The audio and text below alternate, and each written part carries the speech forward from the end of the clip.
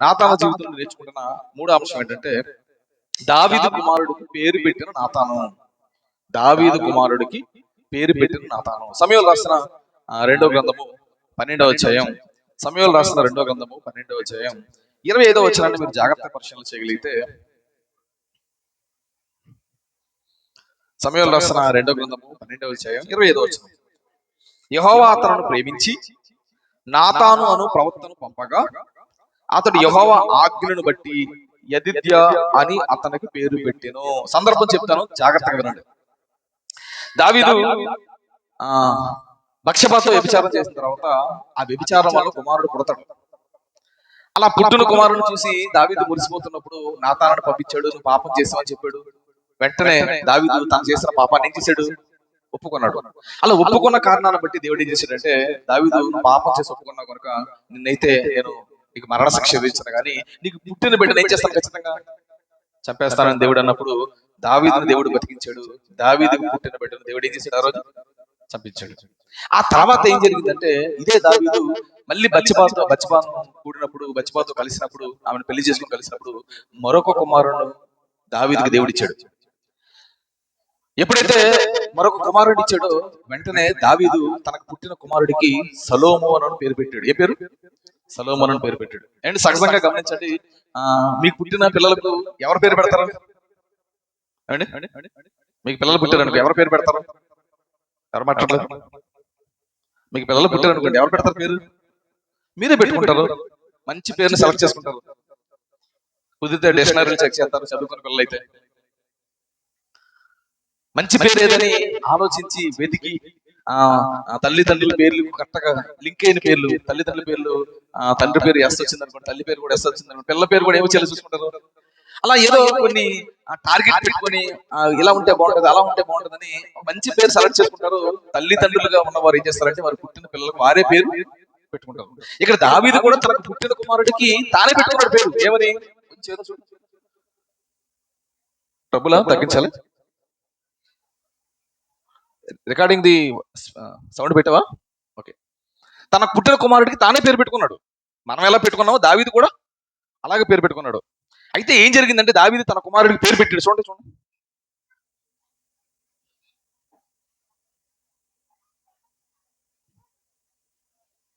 Hello సమూయేలు రాసిన రెండో గ్రంథము 12వ అధ్యాయం 24వ వచనం గమనించండి. 24వ వచనం.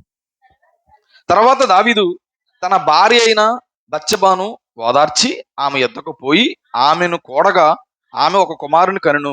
దావీదు అతనికి సొలొమోను అని పేరు పెట్టాను. తనకు పుట్టిన కుమారుడు తానే పేరు పెట్టుకున్నాడు. ఇదేం తప్ప? ఏమండి, ఇదేం తప్ప? మన పిల్లలకి మనం పేరు పెట్టుకోవడం తప్ప? తప్పేం కాదు.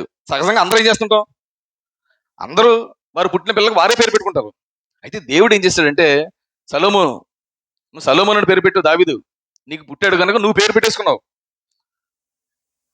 సరే బాగానే ఉందిలే అని దేవుడేమి, చూడండి ఎక్కడో అమ్మ వస్తుంది, రీసౌండ్ వస్తుంది. స్పీకరా? హలో సౌండ్ అని తగ్గించే, ప్రాబ్లం లేదు. తనకు పుట్టిన బిడ్డకు తన పేరు పెట్టుకునేసరికి ఇక్కడ వస్తుంది, పడుతుందా? హలో సౌండ్ తగ్గించే లేకపోతే. హలో తన పుట్టిన బిడ్డకు తన పేరు పెట్టుకునేసరికి ఫోన్లు బాగానే పెట్టుకున్నాడని దేవుడు అనుకోలేదు. వెంటనే దేవుడు ఏం చేశాడంటే, నీకు పుట్టాడు కనుక నువ్వు పేరు పెట్టేసుకుంటావా అనుకున్నాడేమో దేవుడు.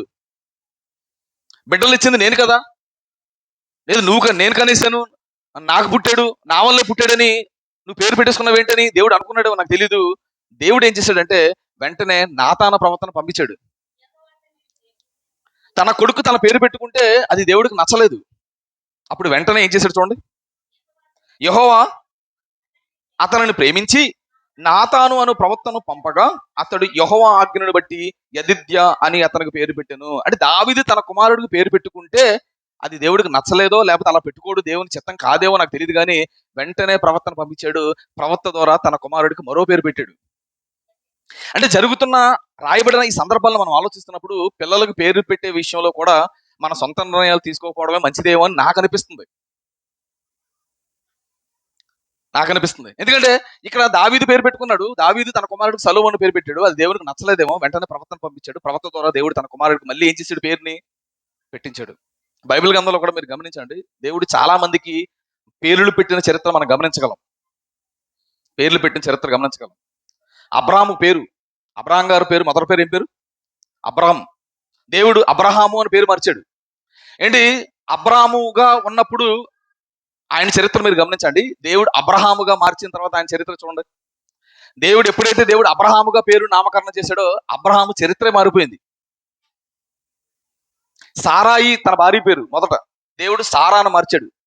ఆ తర్వాత ఆమె జీవితం చూడండి. అంటే దేవుడు పేరు మార్చిన తర్వాత, దేవుడు పేరు పెట్టిన తర్వాత వారి జీవితాలు మారిపోయినట్లుగా మనం గమనించగలం. యాకోబు, అబ్రహాము మనవడో పేరు ఏం పేరు? యాకోబు. ఆ పేరుకు అర్థం మోసగాడు అని అంటారు. దేవుడు ఆ పేరు మార్చేశాడు, ఇశ్రాయేల్గా మార్చేశాడు. అంటే యాకోబుగా ఉన్నప్పుడు ఆయన చరిత్ర చూడండి, దేవుడు ఇశ్రాయేల్గా పేరు మార్చిన తర్వాత ఆయన చరిత్ర చూడండి. ఇలా బైబిల్ గ్రంథంలో కొందరు జీవితాలు మనం గమనిస్తున్నప్పుడు దేవుడే కొంతమందికి పేర్లు పెట్టినట్లుగా గమనించగలం. అబ్రహాం కుమారుడు ఇస్సాకు, ఇస్సాకును గమనించండి. ఇస్సాకు పేరు పెట్టింది ఎవరు? ఇస్సాకు పుట్టక ముందే దేవుడు అబ్రహాంతో చెప్తాడు, అబ్రహాము నీకు పుట్టే బిడ్డకు నువ్వు ఏం పేరు పెట్టాలి? రే రే రే రే రే మీకు దండవరా రే దండవరా అబ్రహాము నీకు పుట్టిన బిడ్డకు నువ్వు ఇస్సాకు అని పేరు పెట్టాలంటాడు. బాప్తిస్మిచ్చి యోహాను పుట్టినప్పుడు కూడా గమనించండి, ఆయన పుట్టక ముందే దేవుడు ఈయనకి బాప్తిస్మిచ్చి యోహాను అని పేరు పెట్టాలంటాడు. యేసుక్రీస్తు వారు పుట్టక ముందే ఈయనకి యేసు అని పేరు పెట్టాలంటాడు. అంటే దేవుడు మనుషులకు పేర్లు పెట్టడంలో దేవుడు కొంత ఆసక్తిని చూపిస్తున్నట్లుగా మనం గమనించగలం. ఈ దావీదు సందర్భాన్ని నేను ఆలోచిస్తున్నా, నాకు అర్థమైంది ఏంటంటే, మన బిడ్డలకు మనం పేర్లు పెట్టుకోవడం కాదు, మన బిడ్డలకు దేవుని సేవకుల ద్వారా ఏం పెట్టించాలి? పేర్లు పెట్టించాలి. నిజమే, మనం కూడా దేవుని సేవకులతోనే పేర్లు పెట్టిస్తాం. ఎలా? ముందుగానే రాసేసుకుని, ముందుగానే పేరు ఫిక్స్ చేసిపోయి వచ్చి పాస్టర్ గారు ఈ పేరు చదవండి, అదేదో పాస్టర్ గారు పెట్టినట్లుగా ఉండాలన్నట్లు ప్లాను. నాకు చాలా మంది ఫోన్ చేసి ఆ పేరు పెట్టమంటారు. నేను ముందుగా చెప్పేది ఏంటంటే, నన్ను పెట్టమన్నావు కనుక నాకు నచ్చింది పెడతా, లేదు నీకు ఏదైనా ప్లాన్ ఉందో చెప్పు, అదే పెడతా. మళ్ళీ నేను పెట్టిన తర్వాత ఇది కాదు అదే అని చెప్పి నన్ను అవమానించొద్దని చెప్తాను. అంతే కదా. ఇప్పుడు సేవకులుగా నన్ను అడిగిన తర్వాత నేను చెప్పిందే చేయాలి. లేదంటే నువ్వు చెప్పింది నచ్చలేదు, నువ్వు పేరు పెడితే అది మాకు నచ్చలేదు అనుకున్నప్పుడు ముందుగా ఏం చేసుకోవాలి? నువ్వే పేరు అనుకుని ఆ పేరు పెట్టండి అంటే పోద్ది. కనుక రాయబడిన సందర్భాన్ని బట్టి మనం నేర్చుకోవాల్సిన పాఠం ఏంటంటే, మన పిల్లలకు పేర్లు పెట్టే విషయంలో మన ఇష్టం కన్నా దేవుని ఇష్టం ఏంటి అని, దేవుని ఇష్టాన్ని మనం లోబడి దేవుని సేవకుల ద్వారా మన పిల్లలకు పేర్లు పెట్టుకోవడం మంచిదేమో అని ఈ సందర్భంలో నాకు అర్థమవుతుంది. ఎందుకంటే దావీదు తన కుమారుడికి పేరు పెడితే దేవుడు ఆ పేరుని తీసేసి ఏం పేరు పెట్టాడు?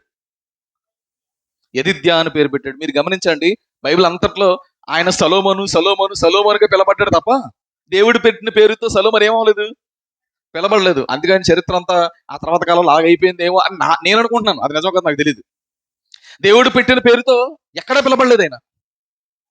కొత్త నిబంధనలు కూడా మీరు గమనించండి, సలోమోను అని రాయబడింది. పాత నిబంధనలు చాలా చోట్ల సలోమోను అని రాయబడింది. దావీదు పెట్టిన పేరుతోనే పిలబడ్డాడు. ఆ మధ్యానికి దేవుడు ఎందుకు వచ్చి పేరు పెట్టాలి? ఆ పేరుతోనే అతగాడు పిలబడాలని దేవుడు అనుకుంటే పేరు ఎందుకు మార్చాలి? దేవుడు పేరును మార్చాడు అంటే దేవుడు అనుకున్న పేరుతోనే మనుషులు పిలబడాలని దేవుడు ఏం చేస్తున్నట్లు మనం అర్థం చేసుకోవాలి, ఆశపడుతున్నాడని అర్థం చేసుకోవాలి. కనుక వీలైనంత వరకు, అవకాశం ఉన్నంత వరకు దేవుని సేవకుల ద్వారానే పేరు పెట్టుకోవడానికి ప్రయత్నం చేయండి. మీ సొంత ప్రయత్నాలు, మీ సొంత ఇష్టాలు చేయకపోవడమే మంచిదన్నది నా అభిప్రాయం. ఎందుకంటే గర్భఫలం ఇచ్చింది ఎవరు? గర్భఫలం ఇచ్చింది దేవుడు. కనుక దేవుని చిత్త ప్రకారంగానే మన బిడ్డలకు ఏం చేయాలి? పేర్లు పెట్టుకోవాలి. మన సంఘంలో కూడా చాలా మందికి నేనే పేర్లు పెట్టాను. చాలా మందికి నేనే పేర్లు పెట్టాను, చాలా సంతోషం. కొంతమందికి సత్యారావు ఉన్నాడు, నన్ను పేరు అన్నయ్య మా అబ్బాయికి పేరు పెట్టాలన్నాడు. నేను ఏదో పేరు చెప్పాను, అది వాళ్ళ అమ్మాలకు నచ్చలేదు. వాళ్ళ అమ్మాలు మరో పేరు పెట్టారు. వాళ్ళ అమ్మ నాన్ననేమో వాళ్ళు పెట్టిన పేరుతో పిలుస్తుంటారు, సత్యారేమో నేను పెట్టిన పేరుతో పిలుస్తుంటాడు. అంటే సహజంగా ఆ తల్లిదండ్రుల కంటే ఒక అభిప్రాయం ఉంటుంది, మేం పెట్టిన పేరే మా పిల్లలకు ఉండాలి. మీరెవరు అసలు పేరు పెట్టండి మీ పిల్లలకు? వాళ్ళు మీ పిల్లలు కదా, ఎవరి పిల్లలు? దేవుని పిల్లలు. దేవుడు మీకు బహుమానంగా ఇచ్చాడు. దేవుడిచ్చిన బహుమానాన్ని నువ్వు బహుమానంగానే చూడాలి. దాన్ని దేవుని కొరకు నువ్వు పెంచేలా ఏం చేయాలి? ప్రయత్నం చేయాలి. నాకు అర్థంగా గడుతున్నాను. పేరు పెట్టే విషయంలోనే దేవుని చిత్తాన్ని నువ్వు జరిగించకపోతే పెంచే విషయంలో దేవుని చిత్తాన్ని నువ్వు జరిగించగలవా? ఏమండి? ఆఫ్టర్ ఆల్ చిన్న పేరు విషయంలోనే దేవుని చిత్తమే జరగాలండి వీడి పేరు విషయంలో అని మనం అనుకోలేకపోతున్నాం. అంటే బ్రతుకు విషయంలో దేవుని చిత్తమే వీడి జీవితంలో జరగాలని మనం అనుకుంటాం అనుకోండి మన పిచ్చి. కనుక పుట్టినప్పటి నుంచి మన బిడ్డల జీవితాల్లో దేవుని చిత్తం ఏంటో చూడండి. దేవుని చిత్తానుసారంగానే మన బిడ్డల జీవితాల్లో అది పేరైనా అది ఏదైనా సరే దేవుని చిత్త ప్రకారంగానే జరగడానికి మనం ప్రయత్నించే వారిగా ఉండాలి. దేవుడు మనకిచ్చింది ఆయన బిడ్డలు అన్న సంగతి మనం ఎప్పుడు ఏం చేయకూడదు, మర్చిపోకూడదు. కనుక సందర్భాన్ని బట్టి మనం నేర్చుకుంటున్న మూడో విషయం ఏంటంటే దావీదు కుమారుడికి పేరు పెట్టిన నాతాను. దావీదు కుమారుడు అంటే చిన్నదనుకోకండి. దావీదు ఎవరు అప్పటికి? రాజు. రాజు. ఈ రాజు కూడా సామాన్యుడు కాదు. దేవునికి ఇష్టానుసారుడైన మనుషుడు. అంత గొప్ప స్థితిలో ఉన్నవాడే దేవుని చిత్తానికి ఏమేడు? నువ్వెవరు అండి నా కొడుకు పేరు పెట్టడానికి? నేను ఆల్రెడీ పేరు పెట్టేశాను అనలేదు దావీదు ఆ రోజు. అనలేదు దావీదు. అంటే దావీదు లాంటి వాడే దేవుని చిత్తానికి ఏమేడు? లోబేడు. కనుక చాలా మందికి పెళ్లి కావాల్సిన వాళ్ళు చాలా మంది ఉన్నారు. పెళ్లి అయ్యే టైంకి దేవుని చిత్త ప్రకారంగా పెళ్లి చేసుకోండి. బిడ్డలు పుడితే దేవుని చిత్త ప్రకారంగానే పేరు పెట్టడానికి ఏం చేయండి? ప్రయత్నించండి. ఇది మూడో విషయం. ఇక నాలుగో విషయం కూడా చెప్పి మిమ్మల్ని ముందుకు తీసుకెళ్లే ప్రయత్నం చేస్తాను. నాతాను జీవితం నుండి నేర్చుకోవాల్సిన నాలుగో పాఠం ఏంటంటే, నాలుగో విషయం ఏంటంటే బత్షెబాకు ఆలోచన చెప్పిన నాతాను. బత్షెబాకు ఆలోచన చెప్పిన నాతాను. ఏం జరిగిందో చూద్దాం. రాజుల మొదటి గ్రంథము 1వ అధ్యాయం 12వ వచనం. రాజుల మొదటి గ్రంథము 1వ అధ్యాయం 12వ వచనం.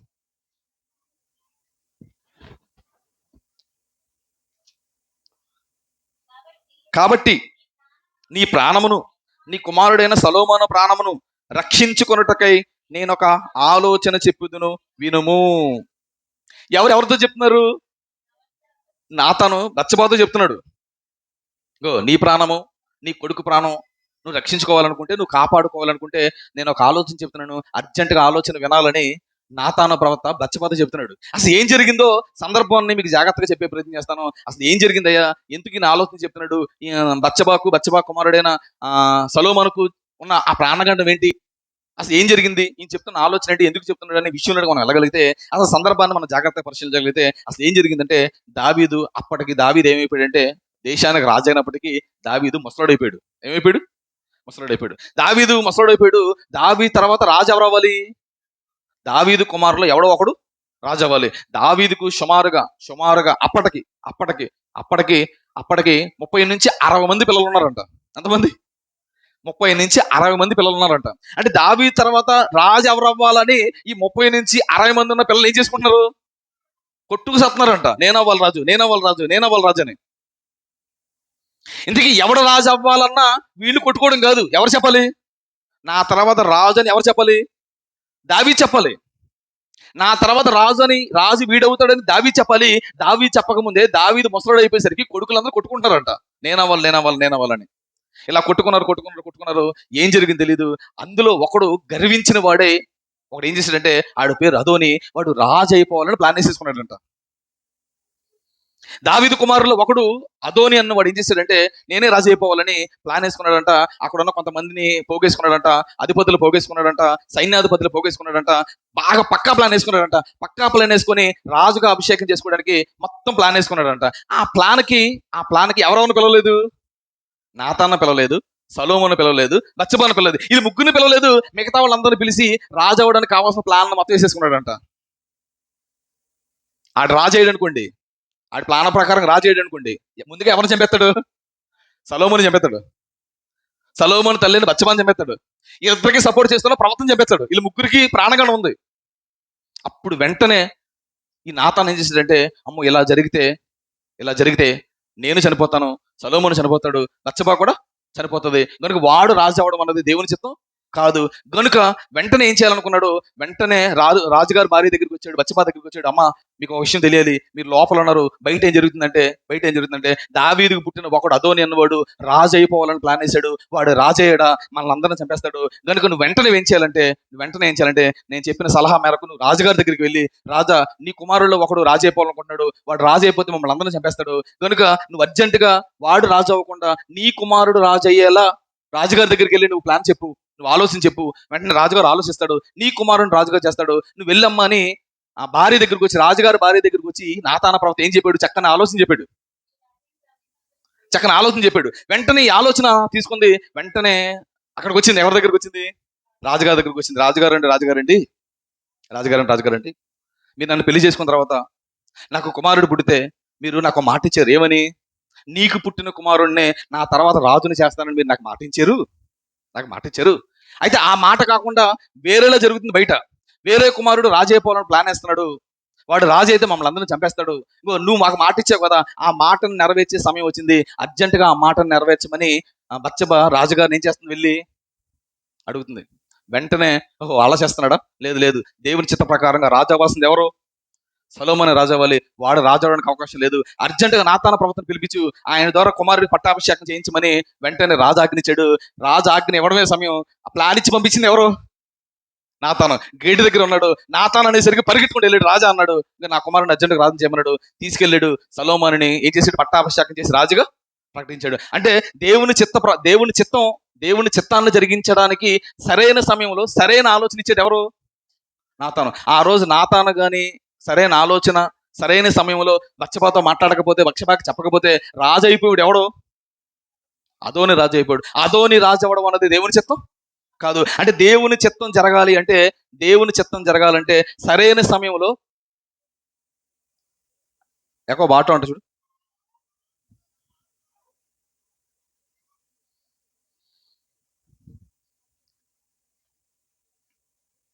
అంటే దేవుని చిత్తం జరిగించడానికి సరైన సమయంలో సరైన విధంగా స్పందించాడు ఎవరు, నాతాను.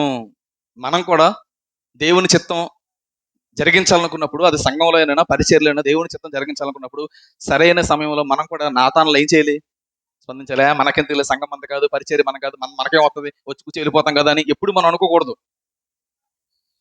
పరిచర్యకి సంబంధించి, సంఘానికి సంబంధించి ఇది మనకెందుకు లేని ఎప్పుడు మనం అనుకోకూడదు. సంఘం అన్నది దేవుని చిత్త ప్రకారంగా సంఘం జరుగుతున్నప్పుడు, సంఘ పరిచర్యలు దేవుని చిత్తంగా జరుగుతున్నప్పుడు, ఈ దేవుని చిత్తం జరిగించే ఈ సంఘ పరిచర్యలో మనం ఎప్పుడు నాతాను వలె సరైన సమయంలో సరైన విధంగా స్పందించాలి. అవసరం మేరకు సరైన ఆలోచనలు మనం కూడా సంఘానికి ఏం చేయాలి, ఇవ్వాలి. బత్షెబకు నాతాను ఆలోచన చెప్పాడు. బత్షెబకు ఆలోచన చెప్పిన నాతాను చూసి మనం నేర్చుకోవాలి ఏంటంటే, సంఘానికి ఏదైనా అవసరం ఉన్నప్పుడు, సంఘంలో ఏదైనా జరుగుతున్నప్పుడు సరైన సమయంలో సరైన ఆలోచన మనం కూడా ఎలా ఉండాలి, ఇచ్చేవారుగా ఉండాలి. మనకెందుకు లేని ఎప్పుడు అనుకోకూడదు. నాతాను కూడా నాకెందుకు అనుకున్నాడు అనుకోండి,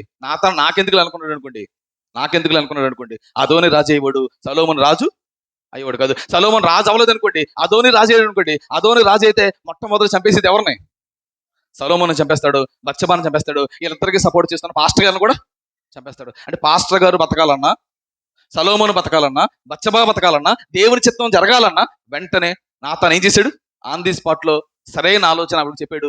రాజుగారి దగ్గర పంపించాడు. తన కుమారుడు రాజ్యాలు ఏం చేశాడు. అంటే నాతాను నుండి మనం నేర్చుకోవాల్సిన నాలుగో విషయం ఏంటంటే, సరైన సమయంలో సరైన విధంగా మనం చక్కని ఆలోచనలు చెప్పేవారుగా మనం ఉండాలి. మనకెందుకు లేని ఎప్పుడు మనం అనుకోకూడదు. చాలా మంది నేను గమనిస్తుంటాను, సంఘానికి వస్తారు, వింటారు, పోతారు, వస్తారు, వింటారు, పోతారు. అసలు మాకు సంబంధం లేదన్నట్టు ఉంటారు.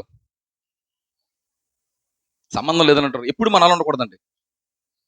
దేవుని ఆలోచనలోనికి మనం వచ్చినప్పుడు, దేవుని బిడ్డలుగా మనం బాప్తిసం తీసుకొని విశ్వాసాలుగా మారినప్పుడు, సంఘానికి వస్తున్నప్పుడు, సంఘం యొక్క బాధ్యతలు, సంఘం యొక్క పరిస్థితులు, సంఘానికి సంబంధించిన కార్యకలాపాలలో ఏదో విధంగా మనం ఏం చేయాలి, ఎప్పటికప్పుడు పాల్గొలేకపోతే కనీసం ఆలోచనలైనా చెప్పాలి.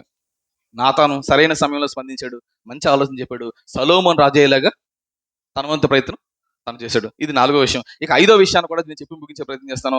నాతాను జీవితం నుంచి నేర్చుకోవాల్సిన ఐదో విషయం ఏంటంటే, మందిర పరిచర్యను ప్రోత్సహించిన నాతాను. మందిర పరిచర్య ఏం చేశాడంట, ప్రోత్సహించినట్టు ఏం చేశాడు, మందిర పరిచర్యకి సంబంధించి ఏం చేశాడో చూడగలిగితే, 2 దినవృత్తాంతాల గ్రంథము 29వ అధ్యాయం, 2 దినవృత్తాంతాల గ్రంథము 29వ అధ్యాయం 25వ వచనాన్ని మీరు జాగ్రత్త పరిశీలన చేయగలిగితే,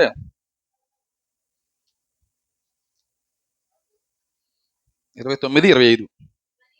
మరియు దావీదు రాజుకు దీర్ఘదర్శి అయిన గాదును ప్రవక్త అయిన నాతాను. చూడండి, దావీదు పరిపాలిస్తున్నప్పుడు ప్రవక్తగా పరిచర్య చేసిన వాడు ఇతరని చెప్పాను.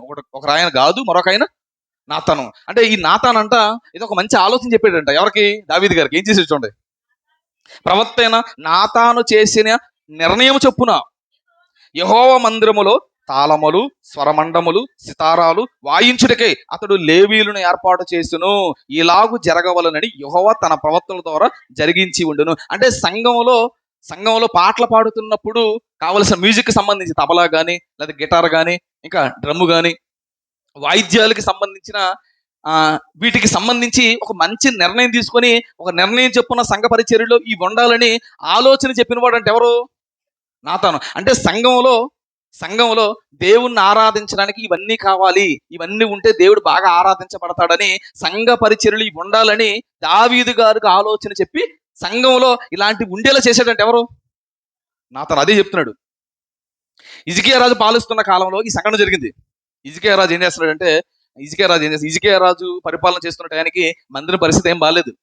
మందిరంలో పరిచర్యలు జరగట్లేదు, మందిరంలో సేవకులు లేరు, విశ్వాసాలు కూడా సరిగ్గా రావట్లేదు. అప్పుడు హిజ్కియా రాజు ఏం చేశాడంటే, లేదు లేదు లేదు, దేవుడి వల్లనే మనం ఇంకా బతికి బట్టకట్టున్నాం, దేవుడే మనల్ని బ్రతికిస్తున్నాడు కనుక దేవునికి సంబంధించిన పరిచర్య ఆగిపోయింది, మళ్ళీ పరిచర్య తిరిగి ప్రారంభించబడాలి. పరిచర్య తిరిగి ప్రారంభించి ఈ క్రమంలో పరిచర్యకి సంబంధించిన ఈ పరిచర్యలో ఆరాధనకు సంబంధించిన పరిచర్య కొంచెం డల్గా ఉంది, మరి ఆరాధనకు సంబంధించిన పరిచర్య మళ్ళీ డెవలప్ అవ్వాలని, ఈ డెవలప్ అవ్వాలన్న ఈ ఆలోచన ఒకప్పుడు నాతాన ప్రవక్త చేశాడు.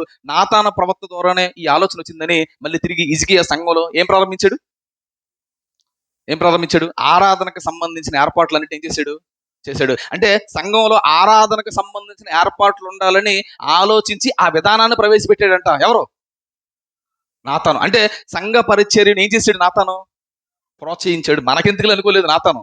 సంఘంలో ఇది ఉంటే బాగుంటుంది, సంఘంలో ఇది ఉంటే బాగుంటుందని ఆలోచన చేశాడు. దావీదుకి చెప్పాడు. వాటి ప్రకారంగా సంఘ పరిచర్యను ఏం చేశాడు? ప్రోత్సహించాడు.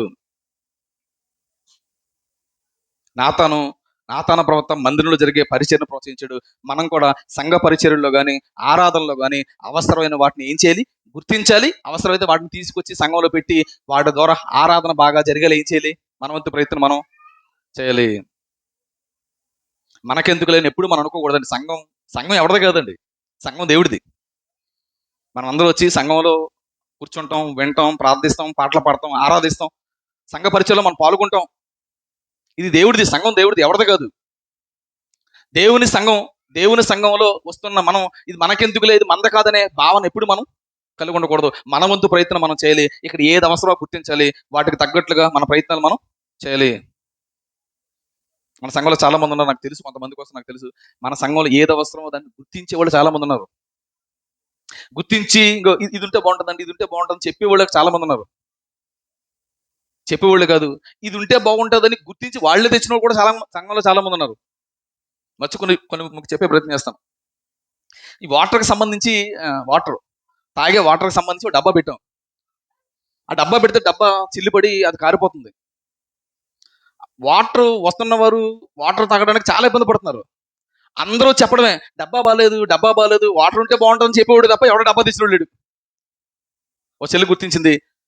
ఆవిడే డబ్బా కొనుక్కొచ్చి తీసుకొచ్చి పెట్టి అన్నీ డబ్బా ఉంటే బాగుంటుంది అనిపించింది. డబ్బా కొనుక్కొచ్చింది. కానీ ఆ డబ్బా సరిపోవట్లేదు, ఇంకో డబ్బా ఉంటే బాగుంటుంది. గుర్తించండి, ఇంకో డబ్బా కొనుక్కురండి.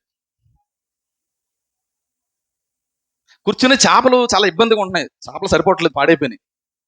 ఇద్దరు వ్యక్తులు గుర్తించారు, చేపలు ఉంటే బాగుంటాయి అనుకున్నారు, వెళ్ళి వాళ్లే కొనుక్కొచ్చి చేపలు వేశారు. అంటే సంఘంలో ఏది అవసరమో గుర్తించవలసిన బాధ్యత మనపై ఉంది. గుర్తించడమే కాదు, వాటికి కావాల్సిన ఏర్పాట్లు చేయవలసిన బాధ్యత కూడా మనపై ఉంది. ఇలా కాదు, ఒకటి రెండు కాదు, ఇలా నేను చాలా చెప్పగలను. వస్తున్నారు, నా దేశం కానీ ఇసుక లేదండి అని చాలా మంది అన్నారు. ఇసుక లేదు కదా, వేట కట్టేద్దామని చెప్పారు, వేట కట్టి ఇసుక ఇచ్చిన వారు కూడా చాలా మంది ఉన్నారు. అంటే సంఘ పరిచర్యలో ఏది లోపంగా ఉంది, ఏది అవసరమో గుర్తించడం ఎంత ముఖ్యమో, గుర్తించిన వాటిని సంఘానికి కావలసిన వాటిని తీసుకురావడం కూడా అంతే ముఖ్యం. కూర్చుంటే ఎండ వచ్చేస్తుందండి అన్నోళ్లే. ఒక ఆయన అన్నాడు, టెంట్ ఉంటే బాగుంటుంది అన్నాడు, టెంట్ కొనుక్కొచ్చాడు. ఒక ఆయన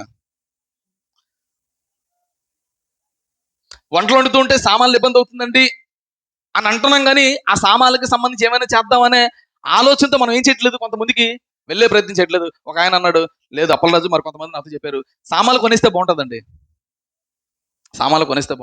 ఇంకా కొనలేదు, ఒక 10,000 అంతా వచ్చి మా కాడ పెట్టుకున్నాం, దానికి ఒక 20,000 వరకు పడతాయని అన్నారు. ఇంకో 10,000 ఇస్తే వాటిని కొంటాం. ఈ లోపే స్టవ్ ఉంటే బాగుంటుందని మేము మాట్లాడుతుంటే స్టవ్ కొనుక్కొచ్చాడు తమ్ముడు గోపి. అంటే నేనేమంటానంటే ఏది అవసరమో గుర్తించాలి, వాటిని చేయడంలో మన వంతు పాత్ర మనం ఏం చేయాలి? పాల్గొవాలి. నాతాను ఏం చేశాడంటే సంఘం ఇది ఉంటే బాగుంటది అనుకున్నాడు. వెంటనే రాజుగారి దగ్గరికి వెళ్ళాడు. రాజా, ఇది ఉంటే బాగుంటది, తంబూర సితార వాయిద్యాలకు సంబంధించిన ఏర్పాట్లు చేద్దాం, ఇది ఉంటే ఆరాధన బాగా జరుగుతుంది. కొన్ని సంఘాల్లో మీరు గమనించండి, ఆరాధన పెద్ద పెట్టేస్తారు వాళ్ళు. ఎందుకని? కావాల్సినవన్నీ ఉంటాయి అండి. మన వాళ్ళకి ఊపు ఉండదు పాట పాడితే, ఎందుకంటే డ్రమ్ము లేదు, గిమ్ము లేకపోయేసరికి పాటలు ఉంటది, పెద్ద ఊపు ఉండదు. పోలే ఆడేడు పాడుతాడు, కానీ చెప్పట్లో కొడదామంటే అది కొట్టం మనం అండి.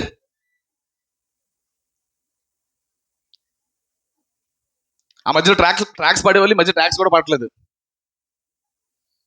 అంటే నేనేం చెప్పాలనుకుంటున్నా అంటే, మన సంఘానికి ఏది అవసరమో అది గుర్తించాలి, వాటిని చేసేవారుగా మనం ఉండాలి. మనకెందుకు లేని ఎప్పుడు మనం అనుకోకూడదు. అసలు మనకెందుకులే అనుకుంటే మన సంఘానికి రాకపోవడం మంచిది. సంఘంలో ఒక సభ్యుడిగా మనం ఉన్నప్పుడు సంఘ పరిచయం మనం ఖచ్చితంగా ఏం చేయాలి? ప్రోత్సహించాలి, ప్రోత్సహించాలి, ప్రోత్సహించాలి. ఇగో ఈ వీడియోస్ తీయడం కోసం ఈ స్టాండ్ చాలా సార్లు విరిగిపోయింది. అవసరమైతే దీనికి కట్టి మనం ప్రయత్నం చేస్తాం తప్ప స్టాండ్ అవసరం అని అందరికీ తెలుసు, కానీ ఎవడో స్టాండ్ కొనేవాడు కాదు. జాషువా ఎప్పటికప్పుడు ఇలాంటి స్టాండ్లు కొనే విషయంలో వాడు తగిన పాత్ర ఆడు పోషిస్తున్నాడు. బయట కుటుంబ ప్రాంతాలు జరుగుతున్నాయి. లైటింగ్ సరిపోవట్లేదు అనేవాళ్ళే. లైట్లు కొనేవాళ్ళు ఎవరు లేరు. లైట్లు కొనడానికి కొంతమంది వచ్చారు, లైట్లు కొన్నారు. అంటే నేను కొన్నవారి కోసం ఎందుకు చెప్తున్నానంటే, అంటే మిగతా వాళ్ళందరికీ ఉంటే బాగుంటుంది అంటున్నారు, కానీ దానికి సంబంధించిన ఏర్పాట్లు ఏం చేయట్లేదు. మీరు అందరు ఇక్కడికి వస్తున్నారు. ఇక్కడ ఏది అవసరం, ఏది ఉంటే బాగుంటుందని మీకు ఎప్పుడు అనిపించట్లేదా? మన సంఘానికి ఇది ఉంటే బాగుంటుందండి, ఇది ఉంటే బాగుంటుందని మీకు అనిపించట్లేదా? మాకు అనిపిస్తున్న చేతండి. మన సంఘానికి ఇది ఉంటే బాగున్నా, అది ఉంటే బాగున్నా అని మాకు అనిపిస్తున్న చేతండి. అంటే మీకు ఏమనిపించట్లేదా?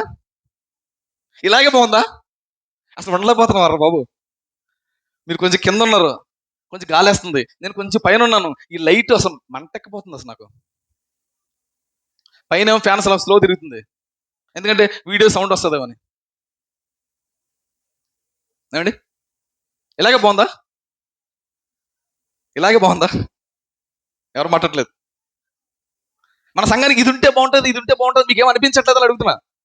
నేను అడుగుతున్నాను, మన సంఘంలో ఇది ఉంటే బాగుంటుందండి, ఇది ఉంటే బాగుంటుంది ఒక నాలుగు చెప్పండి నా కోసం. ఎవరు చెప్పట్లేదు. మన సంఘంలో ఇవి ఉంటే బాగుంటాయండి, ఇలా ఉంటే బాగుంటుంది అన్నలు ఏదన్నా ఒక 2-3 చెప్పండి రా మీకు తెలిసి. అన్నం తినేటప్పుడు అన్నం ప్లేట్లు ఉంటే బాగుంటాయి. ఓకే, ఇంకా నిజమే. అన్నం ఆకులు మరీ స్మెల్ వచ్చేస్తున్నాయి. ఆకులు తినే ఆకులు మీరు గమనించి ఎలా వస్తాయి? ఏమండి, భయంకరమైన స్మెల్ వస్తాయి. అయినా తినేస్తాం కొద్దిసేపే కదని. ప్లేట్లు కావాలన్నా చాలా సంతోషం. ఇంకేముంటే బాగుంటుంది మన సంఘంలో? తొందరగా స్లాబ్ చేసి పెడదామా? ఓకే, అది కొద్దిగా కష్టమైన పని, తర్వాత చూద్దాం. ఇప్పుడు ఈ షెడ్ కోసం ఆలోచించండి. పైన గడ్డేస్తే బాగుంటుందా? చూడు, మంచి ఆలోచన. చేద్దాం. ఇంకా మీ ఆలోచన చెప్పండి, ప్లాన్ చేద్దాం. ఎవరు మాట్లాడలేదంటారా? మామూలుగా మీరు ఆలోచించరు, ఇలా అడిగినప్పుడు ఆలోచించాడరా. ఫ్యాన్లు స్లోగా తిరుగుతున్నాయా? ఫ్యాన్లు స్లో తిరుగుతున్నాయి. ఓకే, అదొకటే స్లో తిరుగుతుంది. ఇంకా మట్టికొండ. ఓకే, మట్టికొండ ఒకటే, అలాంటి వెనకాల వాటర్ డబ్బా కొన్న ఒకటే. ఇంకేముంటే బాగుంటాయి మన సంఘంలో? ఎవరో మాట్లాడలేదు. ఇలాగే బాగుందా? కూలరు నిజమే, కొంచెం కూలర్ ఉంటే బాగుంది అనిపిస్తుంది. ఇంకా అంటే నేనేం చెప్పాలనుకుంటున్నానంటే, ఇది వచ్చి వెళ్ళిపోదామని ఆలోచనతో మీరు ఎప్పుడు ఉండొద్దు. ఇది మనకు సంబంధించింది కాదనుకోండి. ఇది దేవుని పని, ఇది దేవునికి సంబంధించింది. ఆయుష్నిచ్చి, ఆరోగ్యం నుంచి, సజీవ లెక్కలోంచి ఈరోజు బతికేలా దేవుడు చేస్తున్నాడు. అంటే దేవుని కొరకు మనం ఏదో ఒకటి ఖచ్చితంగా చేయాలి, చేసేవారుగా మనం ఉండాలి. అసలు మనకెందుకులే అనుకుంటే ఎప్పుడు ఏ పని జరగదర్రా. ఎవడో చేస్తాడులే, మనకెందుకులే అనుకుంటే ఏ పనులు జరగవు. అసలు పనులు జరగాలంటే అందరూ అనుకోవాలి, ఆ పనులు చేసేవారుగా మనం ఉండాలి. నాతాన జీవితాన్ని మనం గమనిస్తున్నప్పుడు పరిచర్యకు ఇది అవసరం, ఆరాధనకి ఇది అవసరం అనుకున్నాడు. అవసరం అనుకుని ఏమేమి పెట్టాడంట? 25వ వచనం ఏమేమి పెట్టాడు? మరియు 2వ దినవృత్తాంతముల గ్రంథము 29వ అధ్యాయం 25వ వచనం. మరియు దావీదు రాజుకు దీర్ఘదర్శి అయిన గాదును ప్రవక్త అయిన నాతాను చేసిన నిర్ణయం చొప్పున ఒక నిర్ణయం చేశాడు సంఘంలో ఇవి ఉంటే బాగుంటాయని. ఏంటవి? యెహోవా మందిరములో తాళములు, స్వర మండలములు, సితారములు వాయించుటకై అతడు లేవీయులను ఏర్పాటు చేశాడంట. సంఘంలో పరిచయం చేసేవాడు లేవీలు కదా. ఈ లేవీలు ఆరాధనకు సంబంధించిన వస్తువులను ఏర్పాటు చేసుకొని వాటి ద్వారా దేవుడిని ఆరాధిస్తే దేవుడు ఆరాధించబడతాడని అలాంటి ఏర్పాటును చేశాడు నాతాను. మనం కూడా నాతాను వలె మన సంఘంలో ఏది అవసరమో గుర్తించి వాటిని మనం చేసే విషయంలో కనీసం ఒకవేళ మనం చేయలేకపోవచ్చు, ఇది చేస్తే బాగుంటుందని మిగతా వాడితో చెప్పించేనా ఆ పని మనం చేసేవారుగా ఉండాలి. మనం చేయము, మిగతా వాడితో చేయను. అలా ఉన్నది మన పరిస్థితి. నేనంటాను, వచ్చిన వాళ్ళు అందరూ చేసేస్తారని కాదు, వచ్చిన వాళ్ళు అందరూ చేసేసే పరిస్థితులు అనుకుంటారని నేను అనుకోవట్లేదు. కానీ ఒకవేళ నువ్వు చేయకపోతే నీకు ఆలోచన వస్తే మిగతా వాళ్ళతో ఆలోచన పంచుకొని ఇవి చేస్తే బాగుంటుంది, ఇవి చేస్తే ఇవి చేయడం వల్ల మన సంఘం ఇంకా డెవలప్ అవుతుందని మనం ఆలోచించి మన సంఘ డెవలప్ కొరకు మనం మనవంతు ప్రయత్నం మనం ఏం చేయాలి? ఖచ్చితంగా చేయాలి. కనుక అందరం వచ్చిన వారు అందరూ మన సంఘం డెవలప్ అవ్వాలని అందరూ అనుకున్నారు అనుకోండి, ఆటోమేటిక్గా డెవలప్ అవుతుంది. మనకెందుకు అనుకుంటే సంఘం ఎప్పటికిలాగే ఉంటుంది. కనుక దేవుడు పైనుండి చూస్తున్నాడు. నువ్వు సంఘానికి వచ్చి నువ్వు ఏం చేయగలుగుతున్నావు, ఏ పని చేయగలుగుతున్నావు, ఏ పని కొరకు ఆలోచించగలుగుతున్నావు, దేవుడికి ఏం చేసావని దేవుడు ఒకరోజు ఖచ్చితంగా లెక్క చూస్తారు. కనుక దేవుడి లెక్కల్లో పడి మనం చిక్కుపడి పాతాళం పోయే కంటే దేవుని లెక్కల్లో మనం చేర్చబడి దేవుని కొరకు కొన్ని కార్యక్రమాలు చేసి దేవుని రాజ్యానికి చేరవలసిన అవసరత వచ్చిన ప్రతి ఒక్కరిపై ఉంది. నాతాన జీవితం నుండి మనం 5 విషయాలు తెచ్చుకున్నాం. ఒకటి ఏంటంటే, తొందరపడి నాతాన సలహా ఇచ్చాడు. అలా నాతాన వల్లే తొందరపడి ఎప్పుడు మన సలహా ఇవ్వకూడదు. రెండోది, రాజు లాంటి పాపం చేస్తే నాకెందుకు అనుకోలేదు, రాజుని సైతం తను చేసిన పాపం విషయంలో ఖచ్చితంగా ఏం చేశాడు, ఖండించాడు. ఇక మూడోదిగా దేవుడు పెట్టమన్నట్లుగా, దేవుడు చెప్పినట్లుగా దావీదు కుమారుడైన సొలొమోనుకి వెళ్ళి తిరిగి మళ్ళీ మరొక పేరు పెట్టాడు. ఇంకా నాలుగోదిగా అంటే అవసరమైన సమయంలో, సరైన సమయంలో బత్షెబా దగ్గరికి వెళ్ళాడు, ఆలోచన చెప్పాడు. సొలొమోను రాజయ్యేలా, దేవుని చిత్తం జరిగించేలా సరైన సమయంలో సరైన విధంగా ఆలోచన చెప్పిన వాడుగా నాతాన మనకు కనబడుతున్నాడు. ఐదోదిగా దేవుని మందిరాన్ని ప్రోత్సహించిన వాడుగా నాతాన మనకు కనబడుతున్నాడు. ఈ 5 విషయాలు మన జీవితం నుండి మనం నేర్చుకోవాల్సింది ఏంటంటే, ఎప్పుడు భక్తుల జీవితాల నుండి ఖచ్చితంగా అవసరమైన పాఠాలు మనం ఖచ్చితంగా ఏం చేయాలి, నేర్చుకోవాలి. తొందరపడి సలహా ఇచ్చేవారుగా మనం ఉండకూడదు. ఒకవేళ సలహా ఇవ్వడం తప్పని నేను చెప్పట్లేదు, కానీ సలహా ఇచ్చే విషయంలో కొంచెం ఆలోచించండి, ప్రార్థనాపూర్వకంగా వెళ్ళండి. మీకు తెలియకపోతే తెలియదని చెప్పండి. మనకు విషయం తెలియదు, ఒకరు అడిగారు, తెలియదని చెప్పండి, తప్పే ఉంది అందులోనే. మనకు తెలియదు అనుకుంటాడేమో అని చెప్పేస్తాం ఏదో ఒకటి, చాలా తప్పు.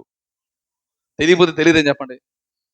మీకన్నా పెద్దవారిని అడిగి సలహా ఇచ్చేవారుగా మీరు ఉండండి. రెండోదిగా, మన సంఘంలో కానీ బయట కానీ ఎవడో పాపం చేసినా అది ఎంతటి వాడైనా సరే, నువ్వు చేసేది పాపం అయితే పాపం అని ఖచ్చితంగా ఖండించండి.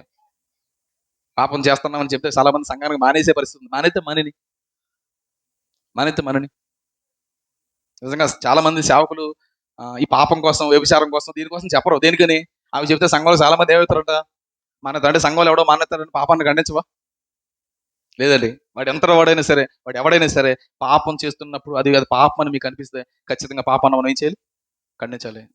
కనుక దేవుని చిత్త ప్రకారంగానే మన బిడ్డలకు పేర్లు పెట్టేవారుగా మనం మారాలి. మన ఇష్టాలు మన పిల్లల మీద ఎప్పుడు ఏం చేయకూడదు, జరిగించకూడదు. దేవుని చిత్త ప్రకారంగానే, చిన్నప్పటి నుంచి దేవుని చిత్త ప్రకారంగానే చేయాలి.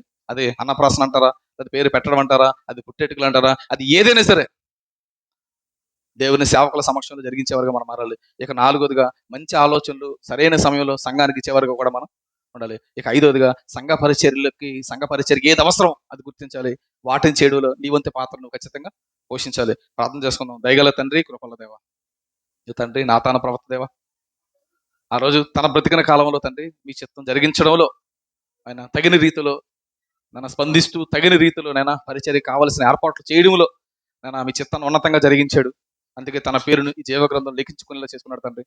నాతాన జీవితాన్ని తండ్రి ధ్యానం చేసిన మేము నాతాన జీవితం నుండి అనేక విషయాలు నేర్చుకుంటూ నీ బిడ్డలుగా ఈ లోకంలో జీవించేవారుగా మారుటకు, జీవగ్రంథంలో మా పేరును కూడా లిఖించేవారుగా మారుటకు సహాయం చేయమని, కేవలం వచ్చి వెళ్ళిపోయేవారుగా కాకుండా పరిచర్యలో మన సంఘంలో ఏది అవసరమో గుర్తించి వాటిని చేసేవారుగా మేమంతా మారడానికి సహాయం చేయమని, తండ్రి నాన్న నీ బిడ్డలు కేవలం వినివారు మాత్రంగా ఉండి తమను తాము మోసపుచ్చుకోకుండా వినబడుతున్న మాటల ప్రకారంగా వారి జీవితాలను తండ్రి మీ కొరకు అర్పించుకునేవారుగా, మీ కొరకు నన్ను త్యాగం చేసేవారుగా, మీ చిత్తాన్ని ఈ లోకంలో ఖచ్చితంగా జరిగించేవారుగా నన్ను వచ్చిన వారందరూ మారుటకు సహాయం చేయమని, తండ్రి నీ కుమారుడి యొక్క బలియాగంలోనికి చేతులు మంచడానికి మేమంతా సిద్ధపడుతుండగా బలికి తగ్గట్లుగా మా బ్రతుకులు మార్చుకునే భాగ్యాన్ని అందరికీ దయచేయమని, మా రక్షకుడు మీ ప్రియ కుమారుడైన యేసుక్రీస్తు వారి పుణ్యనామములో ఈ ప్రార్థన అడిగి వేడుకొనుచున్నాము మా కన్న తండ్రి.